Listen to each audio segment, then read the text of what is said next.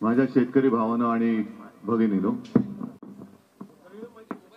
मी मराठवाड्याच्या भेटीला येण्याच्या पूर्वीच मुंबईमध्ये जाहीर केलं की या संपूर्ण मी जो काही संवाद करतोय त्याच्यात कुठे मी जाहीर सभा नाही घेणार आणि शेतकऱ्यांशी बोलतोय। 4 दिवस जरी मी मराठवाड्यात असलो तरी मला माहिती आहे की संपूर्ण मराठवाडा हा पूर्ण फिरणं हे एकट्या दुकट्याचं कामच नाहीये। मग मी काय करतोय तर सर्व जिल्ह्यामध्ये प्रातिनिधिक स्वरूपामध्ये शेतकऱ्यांची भेट घेतोय आणि शेतकऱ्यांशी संवाद साधतोय आणि प्रामाणिकपणाने केवळ विरोधी पक्ष म्हणून आदळआपट करायची हा एकमेव उद्देश माझा नाहीये, तर विरोधी पक्ष हा सत्ताधाऱ्यांवरती एक अंकुश म्हणून त्यांनी काम केलं असेल। अंकुश कोणाच्या हातात असतो? माहुताच्या हातात असतो आणि माहूत हत्तीवरती असतो। हत्ती जसा मदांध होतो तसं काही वेळेला हे राज्यकर्ते सत्तांध होतात आणि मग त्यांचा हत्ती उधळतो। तो उधळलेला हत्ती त्याला वटणीवर आणण्यासाठी आपल्या हातामध्ये एक अंकुश असायला पाहिजे आणि त्या एका भावनेतून मी शेतकऱ्यांशी बोलतोय। 2 दिवस तर झाले, आजचा दिवस आणि उद्याचा दिवस आहे। मी प्रामाणिकपणाने सगळ्यांना विचारतोय, ठीक आहे आपली एक मागणी आहेच, ठीक आहे आपण सोडत नाही की यावेळेला परिस्थिती अशी भयानक आहे की कर्जमुक्ती हा एक प्राथमिक उपचार आहे। त्याच्यानंतर जी जमीन ज्याचं नुकसान झालेलं आहे तिला 50,000 रुपये हेक्टर ह्या 2 मागण्या आपल्या प्रामुख्याने आहेत। मग त्याच्यानंतर ज्यांची जनावरं वाहून गेले ते फोटो सुद्धा हृदयद्रावक आहेत। त्यांना त्यांच्या नुकसान भरपाईचे पैसे मिळाले पाहिजेत। थोडक्यात काय की नुसती शेतीची जमीन वाहून नाही गेलेली आहे तर शेतकऱ्याचं आयुष्य वाहून गेलेलं आहे आणि त्या वाहून गेलेल्या आयुष्याला जर आता आपण आधार नाही दिला तर उद्या काय करणार? मला वाटतं नागेश तुम्ही बोललात आता का आणखीन कोणी बोलले की इथे शक्तीपीठ महामार्गाचा एक घाट घातला जातोय।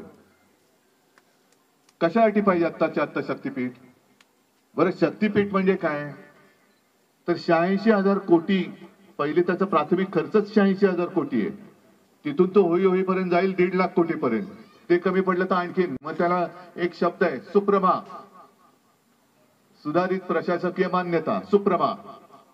आपल्याला असं वाटतं की आता सकाळी भेटले सुप्रभात, आपण बोलतो अरे सुप्रभात, तसं नाही, सुप्रमा म्हणजे सुधारित मान्यता। मग ती 86,000 कोटीवरनं जर का ते सुरू होणार असेल आणि सरकारकडे 86,000 कोटी रुपये कॉन्ट्रॅक्टरसाठी जे त्यांनी हे सगळं कुभांड रचले त्याच्यासाठी असतील तर शेतकऱ्याला देण्यासाठी पैसे का नाहीये? बरं चला ठीक आहे, शक्तीपीठ महामार्ग आहे ना, तसा आपल्या काळामध्ये हिंदू हृदय सम्राट शिवसेना प्रमुख तो समृद्धी महामार्ग पण झाला, त्यालाही विरोध होता। तेव्हा हे आत्ताचे जे फिरत्यात नगर विकास मंत्री त्यांना कोणी ओळखतच नव्हतं। मग मला घेऊन ते छत्रपती संभाजीनगर जालना या विभागात गेले, तिथे मोसंबीच्या बागा आहेत आणि शेतकरी अक्षरशः तेव्हाही मला धाय मोकलून रडत होता की साहेब ही बघा आमची फळांनी लगडलेली ही झाडं आहेत आणि याच्यावरून आता तो समृद्धी महामार्ग जाणार। मग मी ते सगळ्यांना बोलून तो मार्ग काही ठिकाणी त्याचा मार्ग बदलला, काही ठिकाणी मोबदला वाढ पाहिजे होता। थोडक्यात काय आता लक्षात येते की हे केवळ महामार्गामधल्या कॉन्ट्रॅक्टरचं उखळ पांढरं करणं आणि त्याच्यामध्ये कमिशन खाण्यापुरतंच नाहीये। तर आता जर का तुम्ही बघितलं तर शक्तीपीठ महामार्ग जिथून आपल्या त्याच्या आजूबाजूच्या जमीन कोण खरेदी करतंय ते बघा। म्हणजे जो विषय तुम्ही आता मांडला की सोयाबीन आता कोण खरेदी करते, कितीला खरेदी करते आणि मग खरेदी केंद्र सुरू झाल्यानंतर काय भावाने तो त्याला विकणार? म्हणजे जो फायदा शेतकऱ्याला व्हायला पाहिजे तो मधल्यामध्ये व्यापारी खातोय। तसंच आता शक्तीपीठाच्या आजूबाजूच्या जागा हे सगळ्यांचे दलाल घेणार, सगळ्यांचे। आता एक आलं ना गाजले काल अंबादासने तो विषय काढलाय अजित पवारांच्या मुलाचा विषय, हे जमिनी सगळे हे ढापणार, कारण हे आखणार यांना माहिती की कुठून काय होणार आणि तेच आधी तुमच्याकडनं एकदम कमी भावाने जमीन घेणार, त्याच्यानंतर त्या जमिनी रस्ता आल्यानंतर अशी काही सोन्यापेक्षा जास्त भावाने त्याची किंमत वाढेल की शेतकरी रस्त्यावरती आणि रस्ता त्याच्या उरावरती। बरं हे इथे थांबलं तर ठीक आहे, त्याच्यानंतर त्याच्या आजूबाजूचे उद्योग व्यवसाय आणि त्याच्याही पलीकडे त्याच्यावरचे टोल नाके तर हे सगळं मोठं फार घाणेरडं चक्र आहे। त्याच्यासाठी आणि हे मी आता शेतकऱ्यांचे विषय लावून धरले की शेतकऱ्याला कर्जमुक्त केलंच पाहिजे, त्याला हमी भाव मिळालाच पाहिजे, त्याला अमुक केलंच पाहिजे, विम्याचे पैसे। तर आपले मुख्यमंत्री काय सांगतात की उद्धव ठाकरे टोमणे मागतात. म्हणजे तुमच्या आयुष्याबद्दल तुम्हाला न्याय मागितला तर तो टोमणा आहे. आणि विकासाचं बोलत नाही. काय विकासाचं बोलायचं? यांच्या ओरावरनं न्या शक्तीपीठ महामार्ग, हे बोलू मी. जे कालपासून आणि परवापासून बघतोय मी, ही आता बातमी मुद्दामून मी घेऊन आलोय, आजच पेपरमध्ये आलेली आहे. हे काल जे मी म्हटलं ना की मला आता विदर्भातले पण शेतकरी बोलत आहेत, उत्तर महाराष्ट्रातले बोलत आहेत, सगळे कोकणातले बोलत आहेत, आणि मी जाणार आहे. आज ही बातमी आहे की कर्ज भरण्यासाठी बँकेचा तगादा, शेतकरी महिलेची आत्महत्या, आर्थिक विवंचनेतून टोकाचे पाऊल. आज मी आता मराठवाड्यात आहे. ही घटना घडलेली आहे. ही राजुरा म्हणजे चंद्रपूर म्हणजे असं नाहीये की इथल्या भागातला शेतकरी, सगळ्या राज्यातला शेतकरी आज संकटात आहे. ही घटना नाईकनगर चंदनवाही तालुका राजुरा येथे घडली आणि त्रस्त झालेल्या यशोदा आबाजी राठोड या 68 वयाच्या महिलेने ही आत्महत्या केली. का मुख्यमंत्री का नाही जात त्यांच्या घरी? तसं पाहिलं तर हे काय माझं काम नाहीये. तुम्ही म्हणालात आता दादा की मी कर्जमुक्ती केली, माझं कर्तव्य म्हणून मी केली, मी काय उपकार नव्हते केले. आणि आज तर मी कोणीच नाहीये. माझा तर पक्ष पण चोरलाय, वडील पण चोरले, चिन्ह चोरले, सगळे चोरले, पण माझी माणसं जागेवर आहेत, ती नाही तुम्ही चोरू शकत. माझं कर्तव्य आहे की आज काही जरी नसली तरी ही ताकद जी आहे ना, या ताकदीसाठी काम करणं हे माझं काम आहे, आणि म्हणून मी इथे आलेलो आहे. या सगळ्या व्यथा मी ऐकतोच आहे आणि या काय माहिती नाही त्याच्यातला भाग नाही. दुसरी जी बातमी आणली की पहिलं म्हणजे जे पॅकेज जाहीर झाले ते पॅकेज तुम्हाला मान्य आहे का? कारण मुख्यमंत्र्यांनी काय सांगितलं, आतापर्यंत इतिहासातलं सगळ्यात मोठं पॅकेज 31,800. आता त्याची फोड जी केलेली आहे, एक मिनिट आकडेच त्याच्यामध्ये केलेले आहे. एक तर पीक विमा तुम्हाला मिळाले नशीब, कारण काही ठिकाणी पीक विम्याचे पैसे जे आले ते 2 रुपये, 3 रुपये, 6 रुपये, 21 रुपये, आणि महत्वाचं म्हणजे त्याचे जे काही मदतीसाठी ट्रिगर होते ते ट्रिगरच काढले. आता ट्रिगर काढल्यानंतर मिळणार काय? मग जे रोज बातम्या येत आहेत, आज 7,000 कोटी सोडले, उद्या 2,000 कोटी सोडले. बरं, हे जे पॅकेज आहे याच्यामध्ये सुद्धा 2,200 कोटी आधीच्या पॅकेज मधले टाकले. म्हणजे हे यांचं पॅकेज जिहाद आहे की काय? हा मोठा म्हणजे पॅकेज घोटाळा आहे हा मोठा. शेतकऱ्याचं एकदा एका पावसामध्ये सगळं वाहून गेलंय, आणि आता हे सरकार आहे ते मदतीचं ठिबक सिंचन चालू आहे यांचं. थेंब थेंब थेंब थेंब थेंब थेंब, म्हणजे ते दादा कोंडकेंचं गाणं होतं ना, तशी यांची मदत थेंब थेंब गळ झालेली आहे. थेंब थेंब टाकत नुसते आपले. काय उपयोग काय त्याचा? करायचं असेल तर आज करा. आणि अनेक ठिकाणी मला कल्पना आहे की पंचनामेच झालेले नाहीयेत, अधिकारी येतच नाहीयेत. पंचनामे झालेले आहेत पण मदत येत नाहीये. मी तर म्हणेन नागेश, तुम्ही जे बोललात ना, तुम्ही खासदार आहात, हक्काचे खासदार आहेत, आणि हिंगोली नांदेड हा नाही म्हटलं आपला भगव्याचा बालेकिल्ला आहे. मी सर्व शिवसैनिकांना सांगतोय आणि आपले जे आमदार खासदार निवडून आले त्यांना सांगतोय, जा तिथे जे कार्यालय, जिल्हा कार्यालय असेल, तहसीलदार असेल, तिकडे जाऊन बसा, घेराव घालून बसा, आणि त्यांना सांगा या गावात तुम्ही का गेला नाहीत, पंचनामे का झाले नाहीत, या गावामध्ये गेलात पंचनामे झाले, मदत का आली नाही. आणि मग ज्या गावात गेल्या ज्यांचे पंचनामे झाले, ज्यांना मदत मिळाली, त्याची यादी रोजच्या रोज जर सरकारकडनं रोज पैसे सुटत असतील तर ते पैसे जातात कुठे, आमच्या गावात किती आले, सर्कलमध्ये किती आले, ह्याची रोज यादी आम्हाला पाहिजे, अपडेट पाहिजे. हे द्यावंच लागेल. आम्ही त्यांना तुमच्याची भांडायला नाही आलो.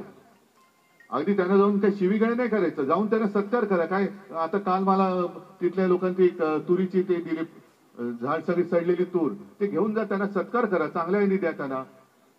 आनंदाचा शिदा बंद झालाय, सडलेलं कुजलेलं किडलेलं धान्य देत आहेत, ते त्यांना घेऊन जा, त्यांना घ्या बाबा, आम्ही तुमचा सत्कार करतो, आम्ही तुमच्यासमोर हात जोडतो, पाया पडतो, पण जोपर्यंत आम्हाला हे सगळं मिळत नाही तोपर्यंत आम्ही तुम्हाला सोडणार नाही. तुम्हाला सगळं आम्हाला जे काही धान्य मिळतं ना, त्याचं सगळं अन्नधान्य शिजवून आम्ही तुम्हाला खाऊ पिऊ घालू.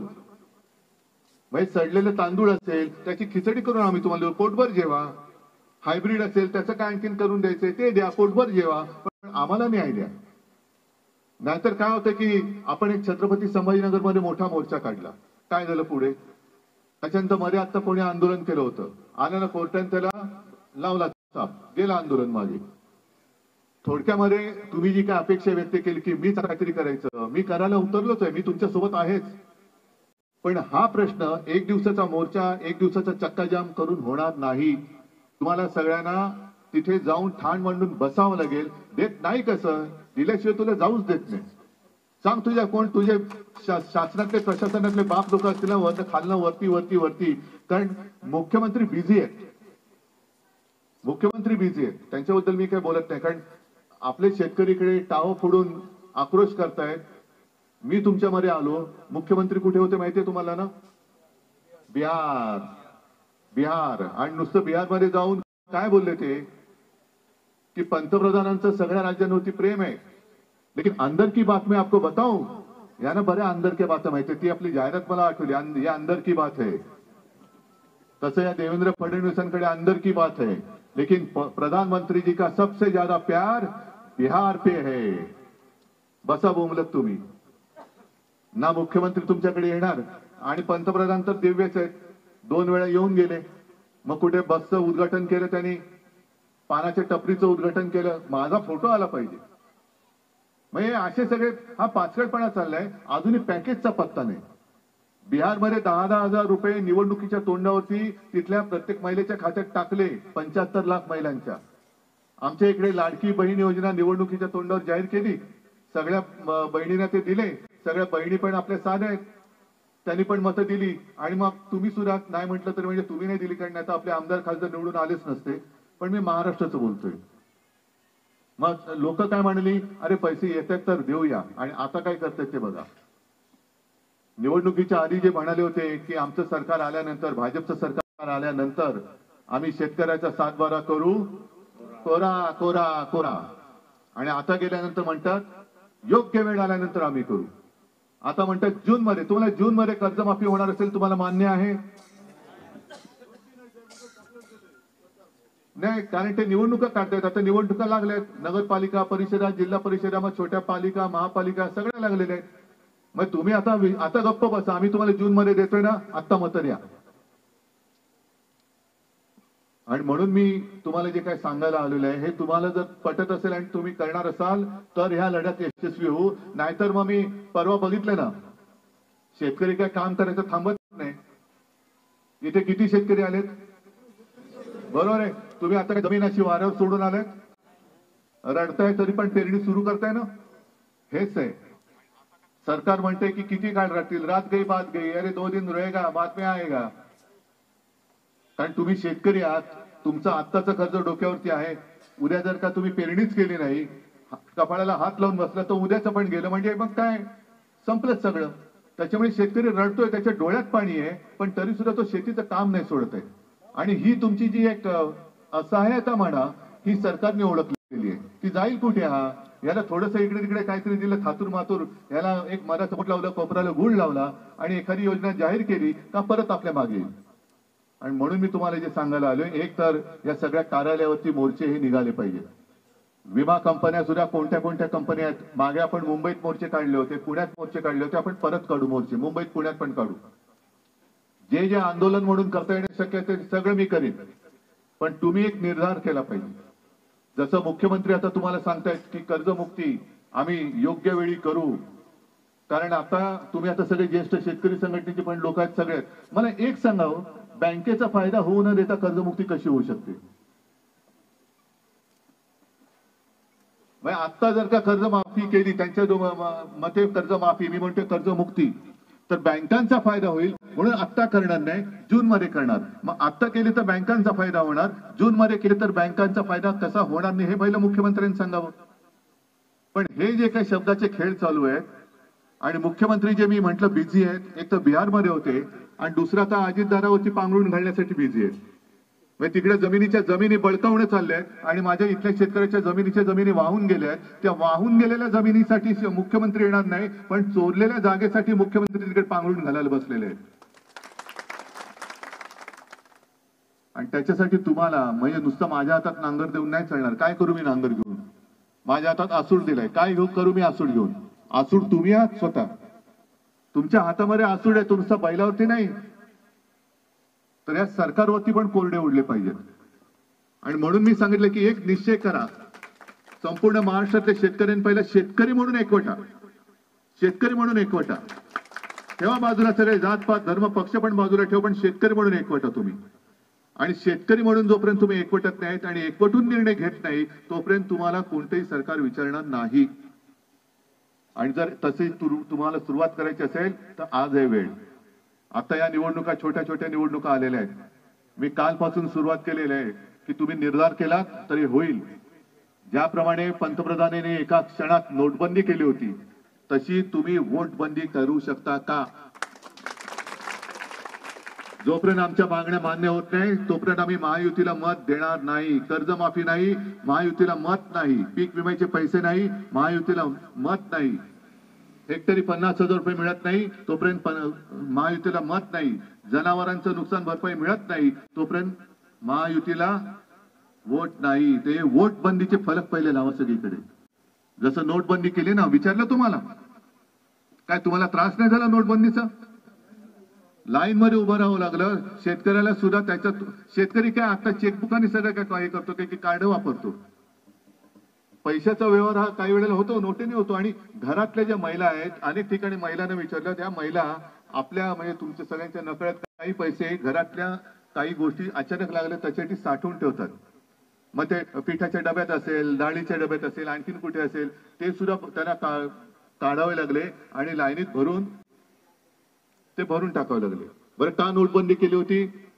तर दहशतवादी हमले होणार नाहीत. का नोटबंदी केली होती? तर भ्रष्टाचार होणार नाही. अरे भ्रष्टाचार होणार नाही. ते संभाजीनगरचा तो आमदार बघितला ना तुम्ही, बॅग उघडी टाकून बसले नोटाने भरलेल्या. कुठे गेली नोटबंदी? हा, पहलगामचा हल्ला पाहिला ना, कुठे गेली? दहशतवाद कसा संपला? हे सगळं खोटं सांगून आपल्याला म्हणजे काल मी एक चांगली ते आता सगळेजण युट्यूब आणि इंस्टाग्राम बघतात, एक चांगलं त्याच्यावरती बघितलं की या देशातला सगळ्यात मोठा घोटाळा कोणता आहे माहितीये तुम्हाला? सगळ्यात मोठा घोटाळा सांगतोय, कोणालाच कळणार नाही पण मला शब्द आवडला, संभ्रम घोटाळा. संभ्रम घोटाळा म्हणजे तुझा रक्षक मीच आहे, हिंदुत्वाचा पाईक मीच आहे, देशभक्त मीच आहे, शेतकऱ्यांचा त्राता मीच आहे. हा जो संभ्रम या भाजपने केलाय, हा संभ्रम घोटाळा हा सगळ्यात मोठा घोटाळा आहे. हा सगळ्यात मोठा घोटाळा, संभ्रम घोटाळा. बाकीचे घोटाळे नगण्य आहेत पण हा संभ्रम केला म्हणजे काही केलं तरी आपण दुर्लक्ष करतोय. किती पैसे डोळ्यात एकच पैसे खातायत, बॅगा उघडून बसलेत, दारूचे परवाने, ड्रायव्हरच्या नावाने जमीन लाभतायत, काही करतायत, पण आपण आपल्या संभ्रमाच्या घोटाळ्यात डोळे बंद. काही होत नाही. हा संभ्रम घोटाळा पहिला दूर करा. आणि पहिलं मी तर नागेश आणि आपल्या इथले एक दोन आमदार आले असतील सगळ्यांना सांगतोय की तुम्ही या तहसील कार्यालय असतील, ज्यांच्याकडे पंचनाम्यांची जबाबदारी आहे, ज्यांच्याकडे ही मदत वितरित करण्याची जबाबदारी आहे, त्यांच्या कार्यालयात जाऊन ठाण मांडून बसा. जा तुमच्या पालकमंत्र्यांना सुद्धा जाब विचारा. त्यांना पण हे सगळे या धान्याने पिकवले शिजवलेलं अन्न आहे ते त्यांना घेऊन जा. पालकमंत्री म्हणून तू टरेबाजी करतो, झेंडावंदन करायला येतोस, हा सगळे तुला इकडे सलामी घ्यायला येतोस, सगळे कॉन्ट्रॅक्ट बिंट्रॅक्ट सगळे तुला पाहिजेत म्हणून तू येतोस. पण मग शेतकरी जेव्हा आक्रोश करतोय तेव्हा तू माझ्यासोबत उभा का राहत नाही? विचारा त्याला, जा विचारा. तुम्हाला मी बोलतं करायला आलेलो आहे. बोला बोला, तुम्ही बोला. आतापर्यंत किती 10 वर्ष मन की बात ऐकली, आता सगळ्यांना जन की बात कळू द्या. लोक काय म्हणतायत, आणि ही जेव्हा कळेल त्यावेळेला तुमच्यावरचा अन्याय दूर होईल. आणि तो अन्याय जेव्हा दूर होईल आणि तुम्ही असेच जर का ठाम राहिलात तर उद्या कोणाचंही सरकार आलं तरी तुमच्यावर अन्याय करण्याची त्याची हिंमत होणार नाही. मी जे बोललोय ते पटतंय? करणार आहात? कधीपासून वोटबंदी सुरू करणार? जिल्हा जिथे आज तर तुम्ही इथे मोजक्या स्वरूपात आले, जा तुमच्या जिल्ह्यात सगळीकडे पसरवा वोट बंदी. जोपर्यंत या मागण्या होत नाहीत तोपर्यंत महायुतीला वोट नाही. पसरवा. बघा तुमच्या समोर येतात की नाही नागरिक. तर सगळ्यांना धन्यवाद देतो. जय हिंद, जय महाराष्ट्र.